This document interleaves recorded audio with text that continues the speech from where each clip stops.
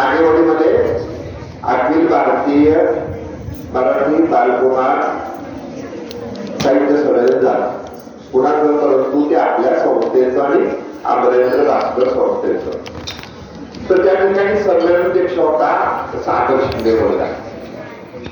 आणि सगळ्यात महत्वाचं काय असतं, आज सगळ्यात छान भाषण चांगलं कोण ऐकणार, कुणाचं ऐकणार नाही. कारण काय, तर ते आपल्या शाळेचे माजी विद्यार्थी. मग ते ज्यावेळेस शिक्षकांच्या गोष्टी सांगणार, कुणी कसं मारलं, कुणी कसं माझा काळ फिरगायला, तेव्हा मारत होते. दस्तगीर शेख जेव्हा आपल्या शाळेत होता का नाही, तेव्हा शिक्षक भरपूर मारायचे. आणि भरपूर मारल्यामुळे तो कसा छान झालाय बघा. तो शिक्षक आहे शिक्षण संस्थेमध्ये. आता कधी मारत असले तरी आपले शिक्षक या शाळेत सुद्धा अतिशय मनपूर्वक तुम्हाला शिकवतात. यादव सर इंग्रजीचे आहेत, पठाण सर हिंदीचे आहेत. काकानेकमध्ये बघा शाळेतून वृक्ष पालटवलंय, वेगवेगळे या ठिकाणी पेंटिंग करून घेतली. ते गणितामध्ये सातारा जिल्ह्यातले एक प्रसिद्ध शिक्षक आहेत. त्याच्यानंतर इंग्रज सर आहेत, बाबर मॅडम आहे, काळे मॅडम आहेत, कुंभा मॅडम आहेत, शिरवण सर आहेत, राऊत आहेत, उदय जाधव आहेत, सर्व शिक्षक. परंतु आपल्याला माहिती असतं पाहिजे शिक्षक काय करतो. मला त्याविषयी अतिशय आनंद वाटला सागर शिंदेचा ऐकून. तो सागर काय होता, तो म्हणला मी 7वी पर्यंत कृषी शाळेत आणि माझा पहिला नंबर कधीच चुकला. 8वीत आलो, 8वीत माझा नंबर 7वा लागला, 8वा लागला. माझं गणित चांगलं, माझं सायन्स चांगलं, पण इंग्रजी म्हणलं अतिशय. मला खेळामध्ये भाग घ्यायचो म्हणून हिंदीचे जे जाधव शिक्षक होते त्यांचा मी अति लाडका, गणिताचे पाटील सर होते त्यांचा अति लाडका. पण लाडका कोणाचं नाही, तर ते म्हणजे जगदाळी सर आहे ना, त्यांचा मी लाडका होता. माझ्याकडनं इंग्रजीची 12 खडी सुरुवात केली आणि माझ्यावर इतकं लक्ष ठेवलं की मी घाबरायचो, मार खायचो प्रचंड म्हणजे. आणि पण त्याच्याबरोबर एक वेळ ड्रॉइंगच्या 2 परीक्षा, कुठल्या ड्रॉइंगच्या. आणि मग मी 11वी सायन्स घेतलं. 11वी सायन्सला माझ्या शाळेमध्ये, माझ्या कॉलेजमध्ये सगळ्यात आकृत्या चांगल्या कोणाच्या होत्या, तर म्हटलं माझ्या होत्या. मग मी विचार करायला लागलो की माझ्या आकृत्या काय चांगल्या आहेत. जेव्हा माझ्या लक्षात आलं, मी शाळेत असताना माझ्याकडून जगदाळे सरांनी ड्रॉइंग शिकवून घेतलं, मला नाटकात काम करायला लावलं. त्याचा हा उपयोग आहे. मला म्हटलं मी इंजिनिअरिंगला गेलो, इंजिनिअरिंगला कसं माझ्या आकृत्या सुंदर, पण इंग्रजी कसं, पण मी मेकॅनिकल इंजिनिअरला. पुन्हा मी काम करायला लागलो, एसकेएफ मध्ये गेलो, एसकेएफ मध्ये सुद्धा तसंच मला प्रचंड मागणी, कारण मी प्रचंड काम करायचो. आणि असं करत करत करत मी चायनाला जाऊन आलो, मी वेगवेगळ्या देशात जाऊन आलो. आणि माझ्या मागे माझी जी 3 वर्षांनी जी बहीण होती नागेवाडी शाळेमध्ये, ती सुद्धा शाळेत पहिली. हा सुद्धा शाळेत पहिला कसा आला माहितीये, मग अशी शाळेत कधी कोणा नंबर असायचा त्याचा 7वा 8वा नंबर असायचा. आणि मग 10वीला पहिली सेमिस्टर झाली आणि घरी वडील पडत होते त्याला. वडील बिचारे शेती करायचे. या एमआयडीसीत येऊन माझ्या माहिती जी प्रेसिडेंट कंपनी आहे त्या कंपनी स्टोअर डिपार्टमेंटला होते, प्रचंड कष्ट करायचे. तर वडिलांनी विचारलं, तू कृषीमध्ये तुझा शाळेमध्ये 1ली ते 7वी पहिला नंबर यायचा, तुझा 7वा 8वा नंबर काय येतोय. म्हटले बघ अजून 5 महिने, किती महिने तू अभ्यास कर. मग तो 5 ते 5 रावतायचा, 10 पण अभ्यास करायचा, मग शाळेत यायचा. पण त्याला एवढा आत्मविश्वास आला की तो मला मी पहिला. आणि शाळेत पहिला कोण आला, तो सागर शिंदे आला. बाबर मॅडमना, जमदाडे सरांना आणि कुणाला कोण वाटत होतं पहिला येणार, तर हा येणार, तो येणार, ती येणार, ते येणार. आणि रिझल्ट बघतायत तर सागर पहिला. सगळे आश्चर्यचकित झाले. सगळे काय झाले, आश्चर्यचकित झाले. मग तो पुढे सांगत होता. मग माझी काही 3 वर्षानंतर काय झाली, तिने मात्र कॉम्प्युटर इंजिनियर झाली. आणि ती तिथं म्हणजे पुण्यामध्ये कंपनीवर नाव आता लक्षात येईल, मोठी कंपनी, तिथं सर्व्हिसला लागली. तिला पगार 15 लाख किती वर्षाला महिन्याला वर्षाला. आणि ह्याला मात्र 5 लाख रुपये. ती त्याला म्हणजे अरे इथं तुझं IT मध्ये गेलास तर संधी आहे. मग त्याने पुन्हा अभ्यास चालू केला आणि मग तेव्हा त्याला कळलं की आपण 8वी 9वी 10वी मध्ये जर इंग्रजी चांगलं केलं असतं तर आपल्याला अजून पुढे गेलो असतो. जसं यादवचं पुस्तक पढून घेतात का नाही इंग्रजी छान, तर त्याच्या लक्षात आलं. परंतु त्यांनी अभ्यास चालू ठेवला, इंग्रजीमध्ये प्रगती केली आणि तो त्यांनी कॉम्प्युटर मधल्या परीक्षेमध्ये सुद्धा यश मिळवलं आणि मग त्याला लागली नोकरी. त्याला आता पगार आहे बहिणीपेक्षा जास्त. म्हणजे त्याची गुरु कोण झाली? शाळेत तरी गुरु होतेच, पण लहान बहीण गुरु झाली. शाळेमध्ये असताना गुरु कोण झालं? शिक्षकांबरोबर वडील झाले. ज्यांनी सांगितलं 5 महिने काही काळजी करू नको, तू अभ्यास कर, लक्ष दे, म्हणून हा महिना म्हटलाय डिसेंबर. अजून सुद्धा 10वीच्या विद्यार्थ्यांना 9वीच्या विद्यार्थ्यांना किती दिवस आहे? 100 डेज, कमी जास्त असतील. त्यामुळे तुम्हाला अभ्यास करायचा आहे. तो आता एवढा प्रचंड मोठा झालाय, परंतु त्याचे पाय जमिनीवर आहे. तो शाळेमध्ये आला होता, शिक्षकांशी बोलला, विद्यार्थ्यांशी बोलला, विद्यार्थ्यांना सांगत होता. तो म्हटला माझे मोटिवेशनल गुरु कोण आहे? कोण आहे? तो म्हटला चिटणीस सर आहे. बघा, मला वाढदिवसाला तुम्ही आता किती चांगल्या चांगल्या टाळ्या वाजवल्या, गाणं म्हटलं, पण एखाद्या शिक्षकाला, एखाद्या व्यक्तीला आनंद कधी होतो की जेव्हा असा विद्यार्थी सांगतो तो म्हणजे शाळेत चिटणीस आहे, ते चिटणीस एवढं चांगलं भाषण करायचं. आम्हाला वाटायचं भारतात जे काय ते आम्ही करणार, आम्हाला काय कमी पडणार नाही. फुगा म्हणजे आमचा फुगायचा. चिटणीस सर गेले, महिनाभरात पुन्हा फुगा खाली खाली खाली खाली, पुन्हा तो त्याची हवा निघून जाईल. पण चिटणीस सर गेले, पुन्हा फुगा फुगायचा, पुन्हा फुगा फुगायचा. आणि आम्हाला हे जे काही शाळेत मिळालं ते महत्वाचं आहे. आणि मला आठवण्याचं कारण असं, मला 9 डिसेंबरला सगळ्यात मोठी भेट दिली. कुणी दिली असेल? एक नागेवंशी शाळेतली पूर्णिमा साळुंखे म्हणून मुलगी आहे. तिने मला पत्र पाठवलं. तुमच्या पत्रात दिलंच कळलं की आता प्राध्यापिका आहे. ती म्हणजे कसं तुम्ही आलात, तुम्ही कसं आम्हाला ग्रंथ महोत्सवात भाग घ्यायला लावला, तुम्ही आम्हाला कसं बोलायला सांगितलं, तुम्ही आमची कशी भीती घालवली, आम्हाला कसा आत्मविश्वास दिला. तसं हे आजचं बालकुमार साहित्य संमेलन हे जसं तुमच्यासाठी आहे, तसं शिक्षकांसाठी सुद्धा आहे, तसं पाहुण्यांसाठी सुद्धा आहे. एखादं व्याख्यान असतं ते तुमचं आयुष्य काय करतं बदलून टाकतं. 1943 सालची गोष्ट सांगते तुम्हाला. त्याच्यावर मी लेख दिला तो उद्या केसरीमध्ये. नेताजी सुभाषचंद्र बोस यांनी कोल्हापूर म्हणून जे आहे ब्रह्मदेशामधलं, तिथे माझ्या माहितीप्रमाणे मलेशियामध्ये कोल्हापूर, तिथं त्यांनी 60,000 लोकांच्या पुढे भाषण केलं. त्याचे 15,000 आझाद हिंद सेनेचे सैनिक होते. आणि त्यांनी सांगितलं, काय सांगितलं की तुम्ही मला फक्त थोडा वेळ द्या. आणि एक जानकी केवळ नावाची मुलगी होती, जी 17 वर्षाची होती. आई वडिलांचं लक्ष चुकवलं तिने, सायकल घेऊन आली होती ते भाषण बघायला. तिने ते बघितलं, तिच्या अंगात रोमांच उभं राहिलं. ती म्हणजे नाही, मला आझाद हिंद सेनेत जायचंय. ती स्टेजवर गेली, तिने गळ्यातली चेन काढली, नेताजींना अर्पण केली, कानातलं काढलं, अर्पण केलं, सायकल घेऊन घरी गेली. घरी आईने म्हटलं चेन कुठं आहे, कानातलं कुठं आहे, पण तिने काय थापा मारला.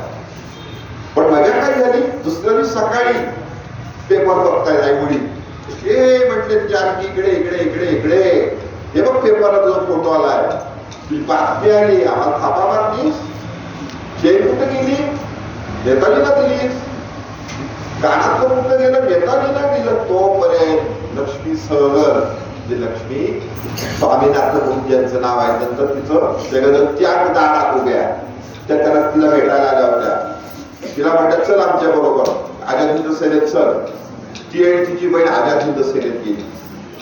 ही आणि तिची बहीण आझाद हिंद सेनेत गेली. ती जानकी केवळ एवढी मोठी झाली, एवढी मोठी झाली, एवढी मोठी झाली की आज भारतामध्ये तिला पद्मश्री मिळाली. मलेशिया देशामध्ये तिचं नाव मोठं आहे आणि तिचं नाव गुंतवणूक आहे. तर तिने काय उदाहरण दिलं, तिने पेपरला न्यूज दिली. काय म्हणते ती, आम्हाला तुम्ही सर्वजण जगातली माणसं नाजूक समजता. आम्ही नाजूक आहोत, पण आम्ही कणखर आहोत. आम्ही भारताचं स्वातंत्र्य मिळवणार, पुरुषांच्या पुढं जे महिलांचं जे स्वातंत्र्य जे नाहीये ते सुद्धा मिळवणार. पण त्याहीपेक्षा जगामधली पहिली जी सैनिकामधली संघटना होती ती नेताजींनी स्थापन केली. जपानी लोक त्यांना म्हणायचे सैनिक. कशा तुम्ही त्या मुलींचं सैन्य उभं करता, आमचा दारूगोळा का नाशवत करता? कारण जपानची आपल्याला मदत होती त्यावेळेला. तर नेताजी म्हणजे नाही, नेताजींनी ती तयार केली. पण जपानी अधिकारी अशी ग्राउंड वगैरे बघायला यायच्या, मुली बंदुका जड बंदुका सांभाळतायत, बरोबर लक्ष व्यक्त करतायत. आणि त्या संघटनेने प्रचंड काम केलं. जवळपास 5,000 मुली त्याच्यामध्ये होत्या. त्या काळात सांगतोय, 1943 सांगतोय. ज्यांनी प्रचंड मोठ्या पद्धतीतून हायड्रोड बांधले, तुमचे हातबॉम्ब वापरले, मशीन गन्स वापरल्या, बंदुका वापरल्या, अनेक मिसाल तयार केली. हे जेव्हा तुम्हाला शाळेत समजेल का नाही तेव्हा तुमच्या लक्षात येईल. त्यापेक्षा मुलींना आता सगळ्यात जास्त संधी कुठे आहे? मिलिटरीमध्ये आहे. मिलिटरीमध्ये नुसते सैनिक नाही लागत, मिलिटरीमध्ये नर्स लागतात, मिलिटरीमध्ये स्वयंपाक करणारे लागतात, मिलिटरीमध्ये सॉफ्टवेअर इंजिनियर लागतात, मिलिटरीमध्ये मेकॅनिकल सगळं लागतं. त्यामुळे तुम्हाला या शाळेतले जी बालकुमार साहित्य संमेलन होता त्याच्यामध्ये तुम्हाला आम्हाला कळतो, अरे ही मिलिटरीमध्ये जाऊ शकते मुलगी, ती खो खो मध्ये पुढे जाईल, ती कबड्डीत जाईल, ही इंग्रजी भाषेत पुढे जाईल, ती साहित्यिक होईल. जसं बघा, मी आता सरांचा सत्कार कुणाच्या असं करायला लावला, चिटणीस मॅडमचं. कारण काय माहितीये, मी लिहितो पण मला कविता नाही, मी लिहितो मला ड्रॉइंग नाही काढताय, मी लिहितो मला रांगोळी नाही काढताय. बरोबर आहे?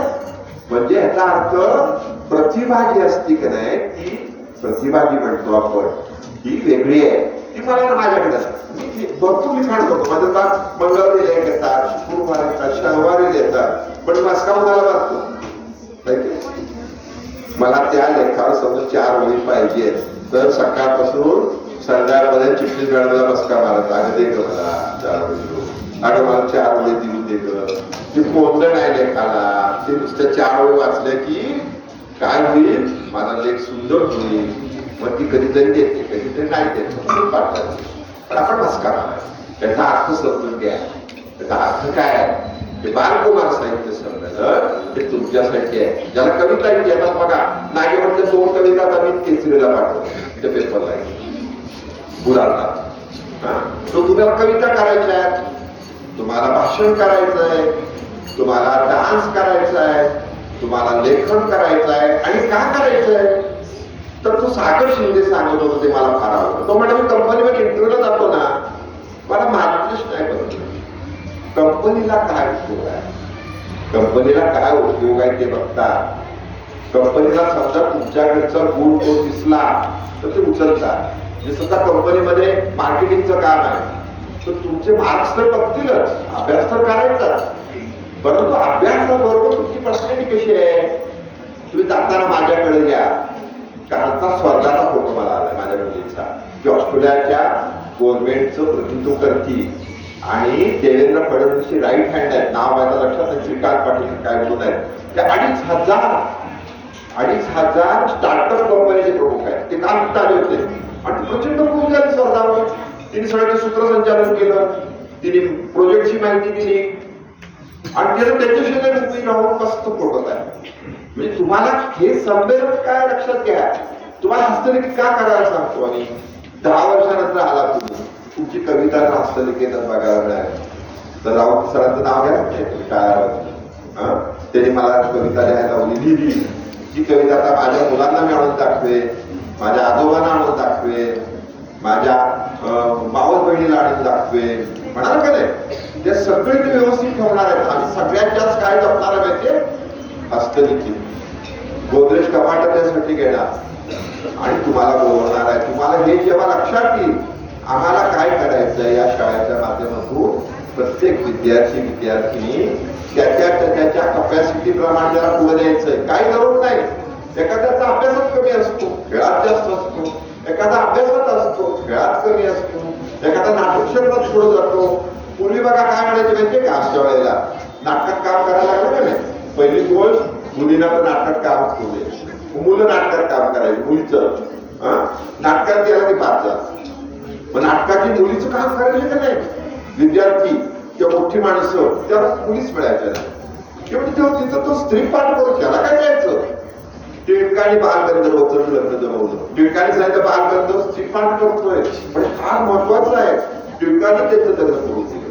मुली मिळत नव्हती. टिळकाने तर हो म्हटली मुलगी तिच्या आयुष्याचं कल्याण झालं. तर हे सगळं तुम्हाला वाचनात कळेल. आज लायब्ररी आपल्याकडे कुठली तुम्ही जरी परदेशात नाही गेला तो सागर समजा चायना राहून आला पण तुम्ही चायनावरचं पुस्तक वाचलं समजा तर तुम्हाला चायना कळेल. तुम्हाला वाटेल की यस चायनामध्ये मी जाईल. अमेरिकेवरचं पुस्तक वाचलं एखादं साहित्यिकाचं वाचलं.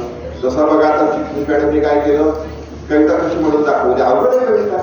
आता मला नाही जगणार ते पण तिच्या शाळेत ती कविता करायची. संस्कृत तिचं चांगलं होतं. रांगोळी चांगली होती. नाटकात काम करायची. सगळं करायची. आणि कुठल्या साईडला गेली माहिती बीकॉमला गेली. मैत्रिणी निघाले बीकॉम कडं की चित्रकला चांगली करायची. चित्रकलेसमोर परीक्षा झाल्या म्हणून लग्नानंतर तिला इंजिनिअरिंग होता आलं. तो शिक्षिका झाली. पण कॉलेजला कुठं जायला पाहिजे होतं तिने आर्ट साईडला जायला पाहिजे होतं. त्यात मोठी दिसली असती माझी लग्न झालं तेवढी मोठी कुठं तरी गेली असती. म्हणजे उदाहरण सांगतो झालाच तो माहिती का मला पण समजा ती मोबाईल नसते का कुठं मला भेटली नसते का. पण ती साईट आधी तुमच्याकडे सांगते समजून घ्या की ती साईट तुम्ही आत्ताच तुम्हाला जे चांगलं आहे त्यात पुढे जायचं. जसं नाटकात तुम्ही काम करायला येडायला नाटका काम करतो आयुष्य वाचतो. आता काय झालं आता सुमन भावाईबद्दल आपण उड्या मारतो. ती कोण स्नेहल प्रधान म्हटले की उड्या मारतो. ती प्राजक्ता माळी आणि तेवढे ग्रंथ महोत्सव ती म्हटली की आपण काय कळापळी करतो आणि तिच्याकडे गाड्या बनवला काय काय नाही म्हणजे आम्हाला ती बहुतेक नोकरीलाच ठेवतील ती माणसं. एवढं मोठं आहे म्हणजे संधी खूप मोठ्या आहेत बघा. म्हणून हे संमेलन आहे. त्यामुळे तुम्ही दरवर्षी अशा संमेलनात भाग घ्यायचा. हस्तलिखितामध्ये आपली नोंदणी करायची. हिंदीसाठी विशेषतः भाग घ्यायचा.